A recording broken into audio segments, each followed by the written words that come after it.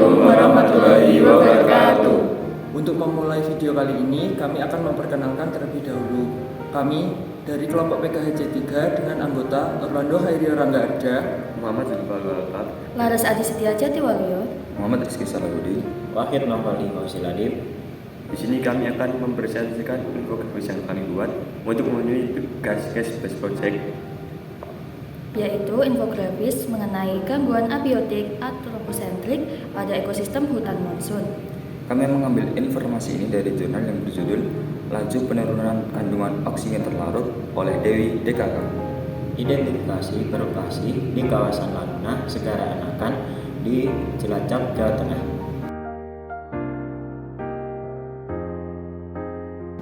apa sih gangguan abiotik? Gangguan abiotik adalah gangguan yang disebabkan oleh faktor benda mati. Gangguan ini umumnya dianggap alami dan merupakan bagian integral dari ekosistem hutan dan dapat menimbulkan dampak positif dan negatif yang besar jika dipengaruhi oleh struktur, komposisi, dan fungsi hutan.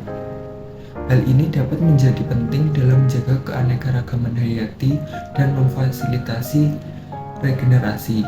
Ketika gangguan melebihi rentang variasi alaminya, maka akan berdampak pada kehutanan sehingga dapat menjadi hal yang ekstrim, serta mempengaruhi seluruh bentang alam dan menyebabkan kematian dalam skala besar. Salah satu gangguan abiotik yang diketahui mempunyai dampak terhadap hutan dan sektor kehutanan adalah antropocentrik. Gangguan antropocentrik merupakan kerusakan akibat perilaku manusia.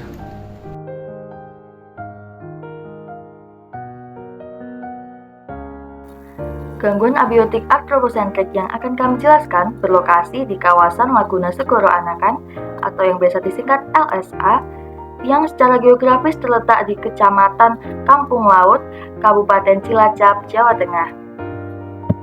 Laguna Segoro Anakan berada di kawasan pesisir selatan Pulau Jawa, diawali dari sebuah teluk dengan mulut laguna yang menghadap ke timur, serta adanya Pulau Nusa Kambangan yang menjadi pemisah atau barrier antara LSA dengan Samudra Hindia.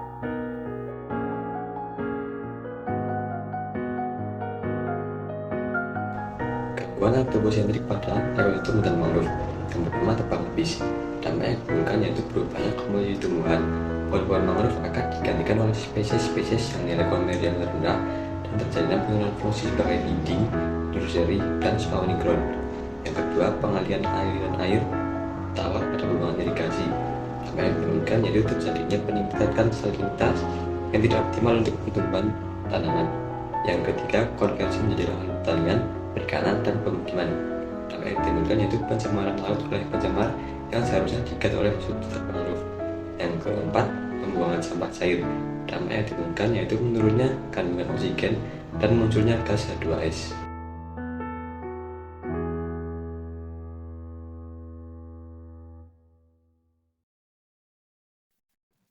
Gangguan abiotik bisa dipengaruhi oleh A. Suhu. Suhu yang baik untuk mangrove pada umumnya sekitar 28-31 derajat Celcius. Pengukuran pada penelitian ini didapat suhu terendah 27 derajat Celcius dan suhu tertinggi 33 derajat Celcius. Dan B. Salinitas. Pengukuran parameter lingkungan salinitas dalam penelitian ini didapatkan kadar salinitas terendah yaitu 21 ppt hingga salinitas tertinggi 33 ppt.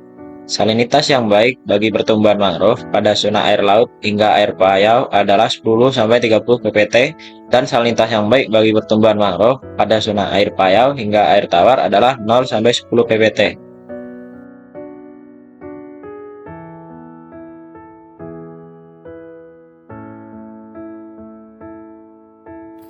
Pencegahan dan pengendalian kerusakan hutan mangrove.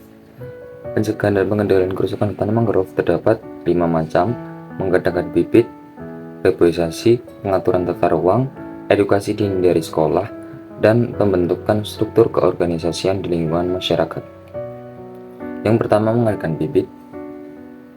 Untuk bisa menyelamatkan hutan mangrove, sebaiknya mengadakan penanaman bibit. Hal ini dikarenakan bibit yang biasanya ditanam di hutan mangrove langsung diambil dari alam atau mengandalkan pohon induk dari mangrove tersebut. Saat ini belum ada orang yang menanam bibit pohon mangrove tersebut. Jika terus mengandalkan bibit dari alam, nantinya bibit tersebut bisa menjadi langka, sehingga pengadaan dan penanaman bibit ini sangat membantu untuk bisa melestarikan hutan mangrove.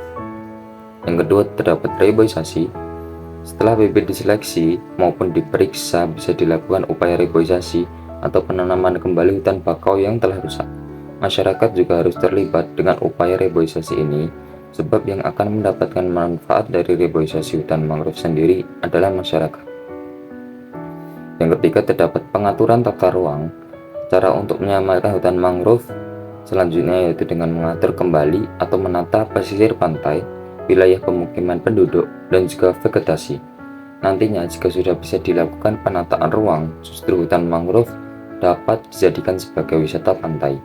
Salah satu kegiatan yang bisa dilakukan oleh wisatawan ekowisata adalah dengan menanam pohon bakau di pesisir pantai. Semakin banyak wisatawan yang datang, maka semakin banyak pohon bakau yang bisa ditanam. Yang keempat, terdapat edukasi dini dimulai dari sekolah. Hal ini dibuktikan dengan penelitian UTINA 2013 bahwa manusia memiliki kecerdasan ekologis berupa perilaku atau pengetahuan lokal yang mampu melihat diri dan perilakunya sebagai bagian dari sistem ekologis. Kecerdasan ekologis dipandang sebagai suatu strategi untuk membangun manusia berkualitas menuju terbentuknya lingkungan hidup yang berkualitas pula. Masyarakat dapat melakukan hal sederhana seperti membuang sampah pada tempatnya dan menghargai ajakan untuk menanam dan memelihara mangrove, sehingga kecerdasan ekologis menjadi sebuah strategi untuk menyelamatkan ekosistem pesisir dan lingkungan hidup. Yang kelima, terdapat pembentukan organisasi di lingkungan masyarakat. Hal ini sejalan dengan pendapat Setiawan dan kawan-kawan 2017 bahwa perlindungan dapat dilakukan dengan membuat struktur organisasi yang tugasnya untuk menghimbau komunitas-komunitas yang ada untuk tidak merusak hutan mangrove dan untuk tidak memasuki kawasan hutan mangrove dengan tujuan merusak. Hakikatnya, perlindungan tidak hanya melarang, tetapi perlindungan termasuk dalam kategori pecinta lingkungan publik, yaitu penduduk berupaya memperbaiki kondisi lingkungan secara langsung melalui tindakan dan perilaku. Himbauan dapat ditujukan kepada komunitas seperti pada kegiatan keagamaan, PKK, kumpulan pemuda desa, dan pesta-pesta. Perlindungan juga dapat dilakukan dengan membuat aturan yang sudah ditetapkan oleh peraturan desa, sehingga mangrove dapat tumbuh berdampingan dan memberikan manfaat tanpa adanya gangguan dari manusia.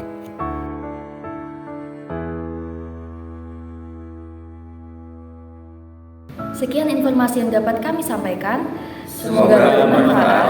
Wassalamualaikum warahmatullahi wabarakatuh.